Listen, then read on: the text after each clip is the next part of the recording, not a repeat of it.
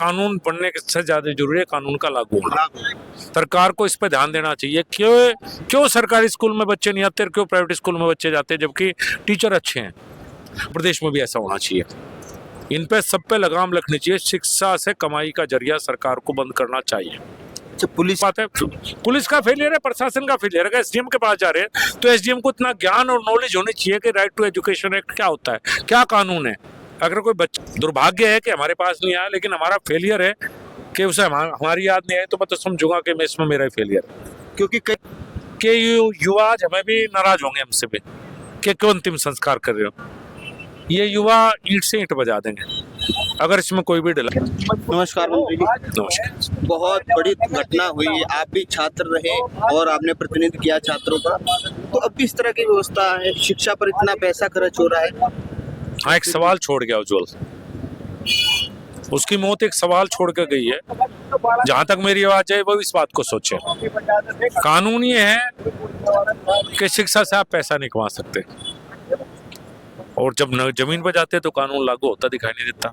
Right to education act कहता है कि किसी बच्चे पर अगर फीस के पैसे तो भी उसका फॉर्म भरना पड़ेगा, परीक्षा देगा। उज्जवल अपनी लड़ाई नहीं लड़ रहा, बाकी बच्चों की लड़ रहा था। कानून होते हुए भी उसको न्याय नहीं मिल पाया, लेकिन अपनी मौत से वो एक संदेश दे गया समाज को कि नहीं भाई, कानून बनने से ज्यादा जरूरी है कानून का लागू होना। और ये लड़ाई मुजफ्फरनगर अकेले नहीं लड़ सकती। उसने जो एक लड़ाई की शुरुआत की है, ये उसके जो युवा साथी हैं, ये इस लड़ाई को आगे बढ़ाएं, इस लड़ाई को लखनऊ तक लेकर जाए, दिल्ली तक लेकर जाए। और ये शिक्षा का जो व्यवसायीकरण हो रहा है, इसको रोका जाना चाहिए। हम तो कॉलेज से पढ़े हैं जहाँ शुरू की फीस तो शायद 1 रुपया भी नहीं थी।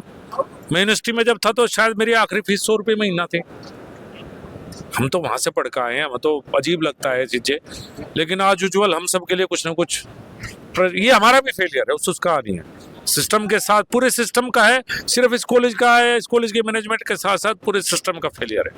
आप मानते हैं कि शिक्षक हैं जो उन्हें भी इन्होंने तार किया है, जो यहाँ की मैनेजमेंट, हाँ, मंदिर है शिक्षा का। बिल्कुल, ये तो कमाई के अड्डे हो चुके हैं, ऐसा लगता है। मैनेजमेंट की लड़ाई होती है। मैनेजमेंट क्यों लेना चाहते हो, मैनेजमेंट क्यों कमाना चाहते हो?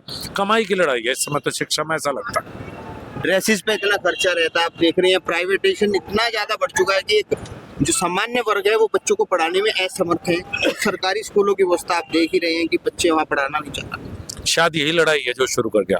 सरकार को इस पर ध्यान देना चाहिए। क्यों सरकारी स्कूल में बच्चे नहीं आते, क्यों प्राइवेट स्कूल में बच्चे जाते हैं, जबकि टीचर अच्छे हैं। और क्यों प्राइवेट स्कूल इतनी फीस लेते हैं, इतनी ड्रेस, इतना वो। कई प्रदेश सरकारों ने किया है कि फीस को फिक्स किया है, उत्तर प्रदेश में भी ऐसा होना चाहिए। इन पे सब पे लगाम रखनी चाहिए। शिक्षा से कमाई का जरिया सरकार को बंद करना चाहिए। अच्छा, पुलिस की क्या आप फेलियर मानते हैं कि पहले उन यहाँ गए, पुलिस ने भी उन्हें जो है उत्पीड़न किया उन्हें? हाँ, फेलियर है, बहुत गलत बात है। पुलिस का फेलियर है, प्रशासन का फेलियर है। एसडीएम के पास जा रहे हैं तो एसडीएम को इतना ज्ञान और नॉलेज होनी चाहिए कि राइट टू एजुकेशन एक्ट क्या होता है, क्या कानून है। अगर कोई बच्चा आया उसके पास तो उसे कहना चाहिए था कि नहीं, तुम्हारा फॉर्म जमा होगा, तुम चिंता मत करो। दुर्भाग्य है कि हमारे पास नहीं आया, लेकिन हमारा फेलियर है कि उसे हमारी याद नहीं आई, तो मैं तो समझूंगा कि मैं इसमें मेरा फेलियर है। क्योंकि कई दिन से उनकी वीडियो वायरल रही तो सभी लोग थे शायद चिंतित नहीं थे कि इस तरह का कुछ घटना हो। नहीं, उनकी वीडियो वायरल हुई पहली रात को 11 बजे, अगले दिन सुबह उसने आत्महत्या कर ली।